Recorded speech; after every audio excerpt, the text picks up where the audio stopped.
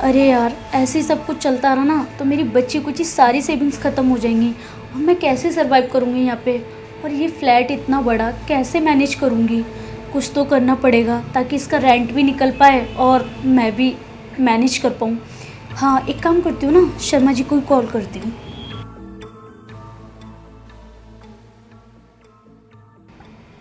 Hello. नमस्कार madam. नमस्कार। अरे मैंने तुमसे बोला ना कि कोई ढूंढ दो, फ्लैट खाली है और कोई रह ले आके, पैसे भी बन जाएंगे थोड़े, आपके भी मेरे भी। अरे मैडम, मैंने बोल तो रखा बहुत सारे लोगों को। अच्छा एक बात बताइए, फैमिली चलेगी आपको? नहीं नहीं, फैमिली नहीं चाहिए मुझे। पता है ना कितने झंझट होते हैं और चिक चिक बाजी अलग होती है। कोई सिंगल लड़का या लड़की ढूंढ दो। मैडम एक लड़का आया तो था, पीजी का रूम ढूंढ रहा था। मैंने आपका एड्रेस दिया तो है, शायद थोड़ी देर में पहुंच जाएगा आपके पास। अरे आप हमेशा यही बोलते हो कि आएगा आएगा, कोई भी नहीं आता। अरे मैडम, इस बार पक्का आएगा, बस आप मेरा कमीशन टाइम पे दे देना। हाँ हाँ, तुम्हारा कमीशन तुम्हारे पास पहुंच जाएगा, बस आ जाना चाहिए लड़का। हाँ मैडम, आ जाएगा तो बताना मुझे। अच्छा ठीक है। बोलते तो हमेशा है कि कोई ना कोई आएगा, लेकिन कोई भी नहीं आता है। चलो अच्छा है, कोई आ जाए तो उसका भी भला हो जाएगा और मेरा भी। ऐसा करती हूँ, भूख लगी है, कुछ बना लेती हूँ। हाँ।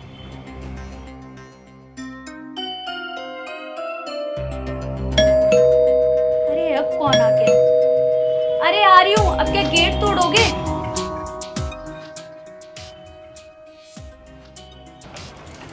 हाँ जी, आप कौन? मैडम जी नमस्ते।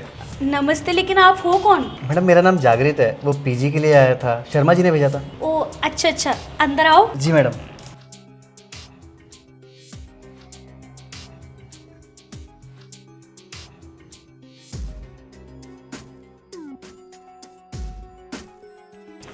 अरे तुम खड़े क्यों हो? बैठो। जी मैडम। अच्छा वैसे क्या नाम बताया तुमने अपना? मैडम मेरा नाम जागृत है। अच्छा देखो, मैं तुम्हें अपना रूम रेंट पे दे रही हूँ, लेकिन मेरी 3 शर्तें हैं। हाँ जी मैडम, बताइए ना क्या शर्तें हैं आपकी। पहली शर्त यह है कि इस घर में दारू अलाउ नहीं है। अगर दारू पी के आए या फिर दारू घर पे लाए तो उसी दिन कमरा खाली करवा दूंगी। अरे नहीं नहीं मैडम, आप बिल्कुल भी टेंशन मत लीजिए, मैं दारू को हाथ भी नहीं लगाता हूँ, मैं सिर्फ पढ़ाई पे ही ध्यान देता हूँ। चलो अच्छी बात है। और दूसरी मेरी शर्त यह है, घर पे कोई लड़की बाजी नहीं चलेगी। मैं नहीं चाहती कि मेरे फ्लैट पे कोई चिक चिक बाजी हो। समझ आ गया ना तुम्हें? अरे मैडम आपको बताया ना, मैं सिर्फ पढ़ाई पे ध्यान देता हूँ, मेरी कोई गर्लफ्रेंड नहीं है। और तीसरी बात, रेंट मुझे टाइम पे चाहिए। अगर एक भी दिन लेट हुआ ना तो उसी दिन कमरा खाली कर देना।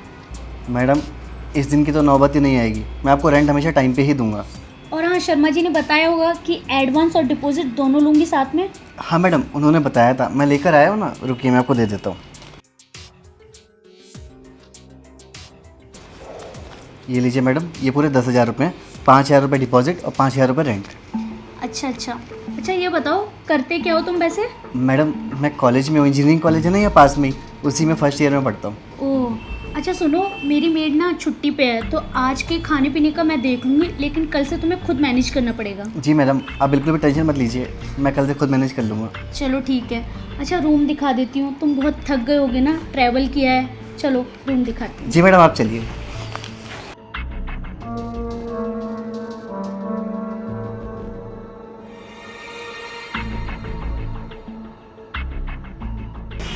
ये है तुम्हारा रूम। अच्छा सुनो, बगल में वॉशरूम है और साइड वाला रूम मेरा है। किसी भी चीज़ की ज़रूरत हो तो मुझे आवाज़ लगा देना, मैं आ जाऊँगी। जी मैडम, बहुत बहुत शुक्रिया आपका। अब रेस्ट करो आराम से। जी।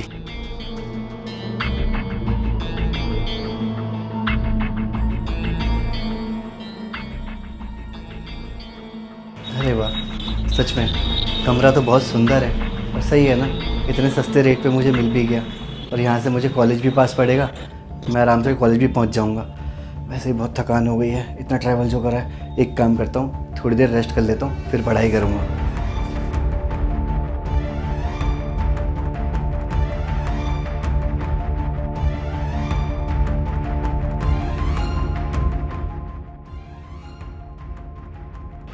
जागृत, इधर आना ज़रा। अरे ये तो मैडम की आवाज़ है, लगता है मुझे बुला रही होंगी।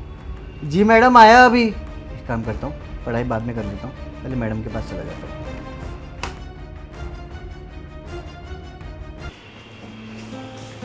जी मैडम, बुलाया आपने, कुछ काम था? वो तुम्हारे लिए चाय बनाई है, ये लो, अरे पी लो। मैडम बहुत बहुत शुक्रिया आपका, लेकिन ये आपने मेरे लिए क्यों बना दी? अरे बोला था ना कि मेरी मेड छुट्टी पे है और तुम ट्रैवल करके आए हो, थक गए होगे, तो पी लो, थोड़ा आराम मिलेगा। जी मैडम। वैसे मैडम ये एक ही कप है, आपने अपने लिए नहीं बनाई? अरे वो मैंने थोड़ी देर पहले ही पी है तो सोचा तुम्हारे लिए बना दूँ। बहुत बहुत शुक्रिया मैडम आपका, मुझे इसकी बहुत ज़रूरत थी।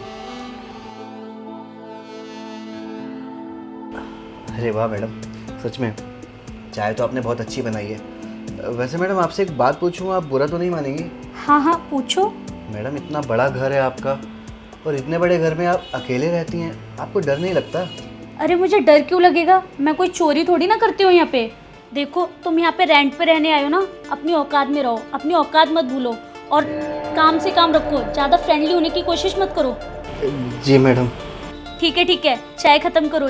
जी मैडम, पी लेता हूँ, लेकिन मैडम आप मेरी बात का बुरा मत मानना, मैं तो बस आपसे नॉर्मली पूछ रहा था और आप तो मेरी बात का बुरा मान गई।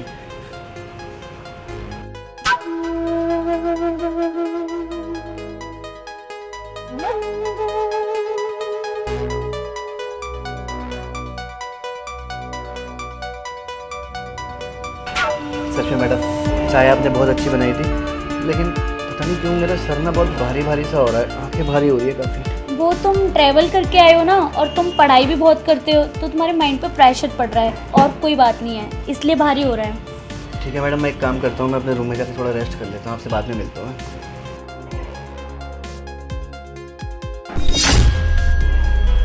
अब आया ना मज़ा, बहुत सवाल जवाब कर रहा था, अकेले रहते हो, डर नहीं लगता, ये वो। मुझे सवाल जवाब करने वाले लोग बिल्कुल भी पसंद नहीं हैं, उनकी अकल ठिकाने लगाना मुझे बहुत अच्छे से आती है। अब ये बेहोश हो चुका है, तब तक घर के सारे काम निपटा लेती हूँ, फिर आके अपनी प्लानिंग शुरू करूँगी।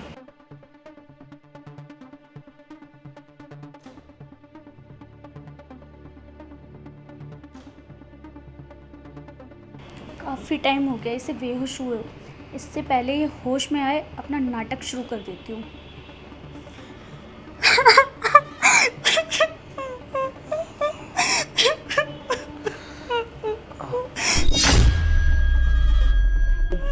मैडम क्या हो गया, आप रो क्यों रही हो मैडम? दूर रहो मुझसे, तुमने मेरे साथ जबरदस्ती की और मेरी इज्जत लूट ली। अब मैं मुंह दिखाने लायक नहीं रही, कहाँ जाऊंगी? अगर किसी को पता चल गया तो मेरा क्या होगा?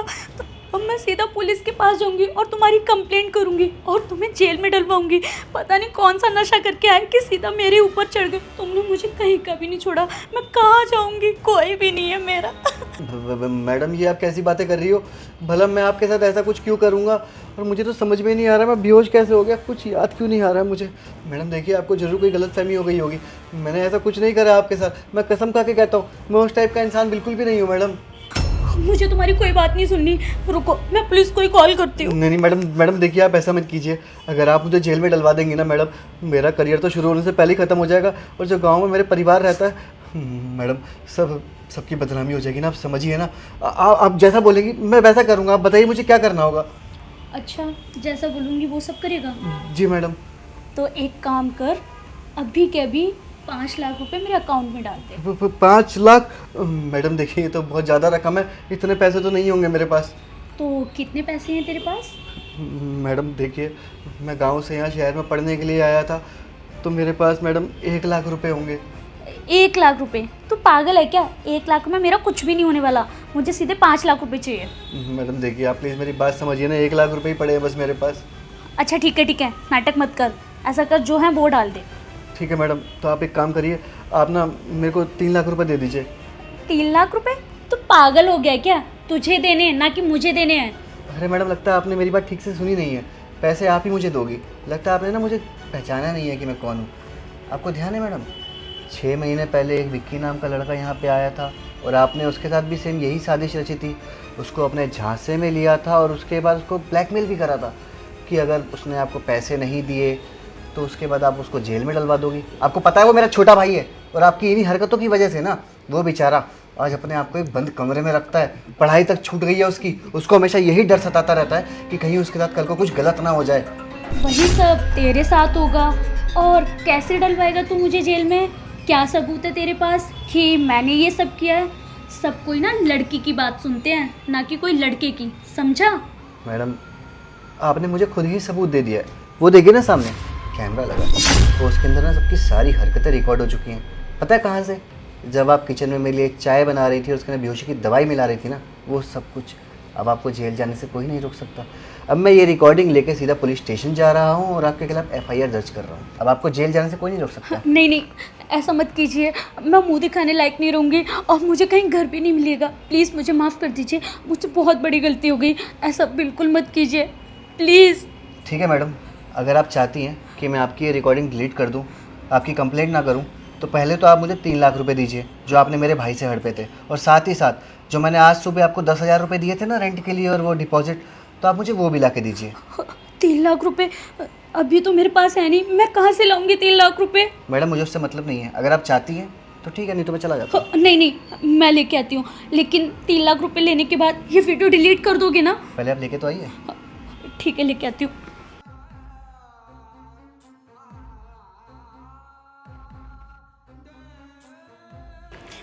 ये लीजिए पूरे 3 लाख रुपए, और जो सुबह तुमने 10,000 डिपॉजिट किए थे वो भी हैं। अब प्लीज़ वो वीडियो डिलीट कर दो। देखो मैडम, बात रही उस वीडियो की, तो वो तो डिलीट नहीं होगी। अब आप पूछ रही होंगी कि क्यों?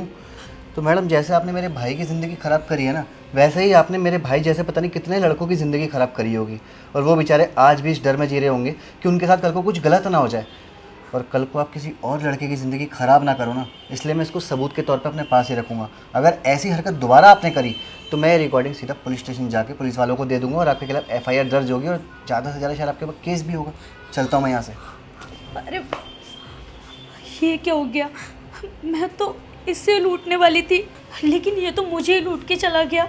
सारी सेविंग्स चली गई। अब कैसे मैनेज करूँगी? इतना बड़ा घर है, कैसे कैसे देखभाल करूँगी हर चीज़ की? एक काम करती हूँ, शर्मा जी को ही फ़ोन करती हूँ। अरे यार, ये भी कॉल नहीं उठा रहा। अब क्या करूँ? लगता है मेहनत करके पैसे कमाने पड़ेंगे, ऐसे काम नहीं चलेगा।